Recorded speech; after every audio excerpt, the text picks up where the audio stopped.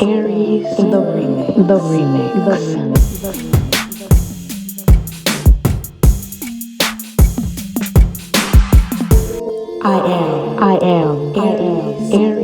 the remix. Aries, the remix.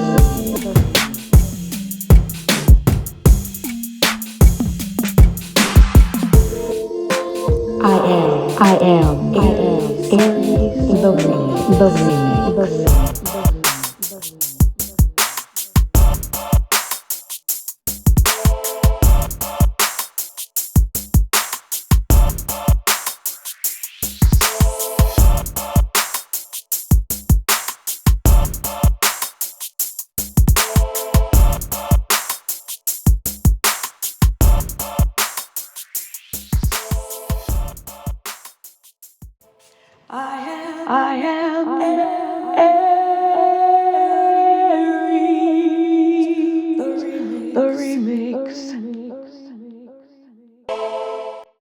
As the sun rises, it begins to fill Shadow's room with lavender sunlight. She smiles. As her smile widens, it reveals a missing tooth. Shadow is fully awakened. She begins to stir.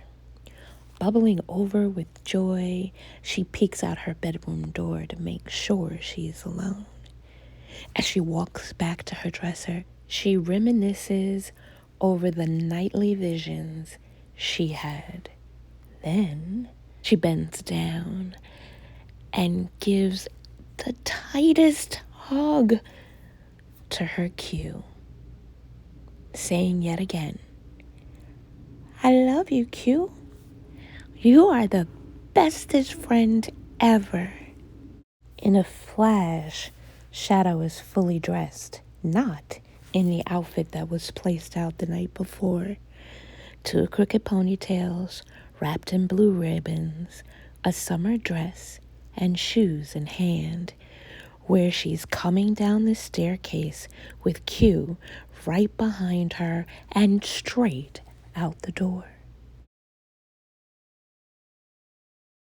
Against her intuition and logic, Shadow places on her shoes so she can easily skip as she heads straight to her Uncle Junie's place. A few doors down, with all the determination in the world, she continues on her way. As Shadow yearns to see him, even though she knows he is making this thing called income, she hopes that things will magically change because she wishes it so. When she arrives at her uncle's front step, she orders Q to stay put. In her excitement, she forgets to remove her blue pinstripe shoes and place them next to Q. Instead, she enters the home with a lot of hope that he is there. She calls him out softly, "Uncle Junie?" With no response, she continues entering the home. "Uncle Junie!" Looking to her left is an empty dining room. She can see into the living room space and the kitchen station in the rear of the home. "Uncle Junie?" she calls. To no avail. The house is still with lifeless action. To the right of Shadow is the staircase that leads her to the second floor rooms. With no one in sight, Shadow begins to climb the staircase in search of her uncle. As she climbs the stairs, she thinks maybe, with some extra hopes, perhaps he will be there. As the staircase bends, Shadow crosses her fingers tightly with an added expectation for good luck as she reaches the top. After all, she did invite herself in, so she's careful not to surprise him.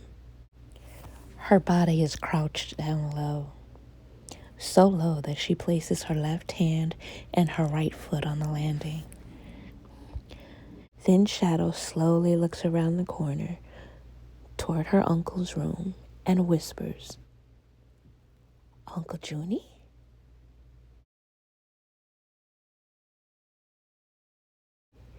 With no reply, movement, or sounds heard, Shadow stands up and walks towards the room. Shadow now stands at the threshold of her favorite human being. She becomes excited by all she sees, all that defines her uncle's character. She smiles with the widest of smiles her little face can handle, as there is a robust, intense curiosity that influences her young spirited eyes to scour the room instinctively. She immediately identifies with the distinct odor, causing her to slightly scrunch up her nose. Horse manure mixed with a more pungent scent of unwashed athletic wear and Old Spice. That particular odor combination gave Shadow great comfort. This familiar smell gives way to tantalizing memories and encourages Shadow's passion for learning more about him, as for the first time she enters his room without permission. The first thing she notices is his wallpaper, brightly colored, that came halfway down as it blended into a vertical maple typed paneled wood. That leads to the next thing that she notices, a cast iron bed which she comfortably plopped herself on. As she lays there, Shadow notices her bed is entirely different from his, as he has no post, flowers, hanging drapery, or ruffles, just two large floppy pillows, sheets, and a flat blue comforter, and a mattress of softness that swallows her up. Unable to contain her excitement, she enjoyably swings her legs off the edge of his bed as she takes in all there is to view of him.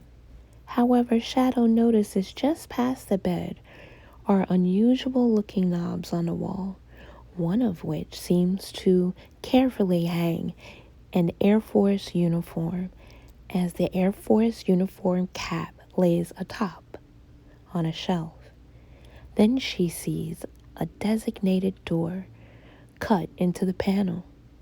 Shadow can't sit up to get a closer look, as her uncle's bed has seemed to have swallowed her little frame. She playfully rolls out the bed and giggles as she is off to examine and discover this. As she gets closer, she runs her finger along the wall. They slightly bounce off the wooden panels as if she's playing a repetitive melody on a piano.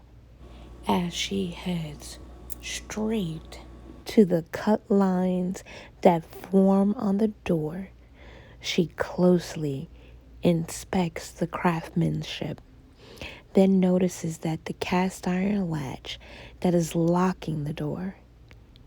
In the center of the door is another knob that hangs a well-pressed sheriff's jacket.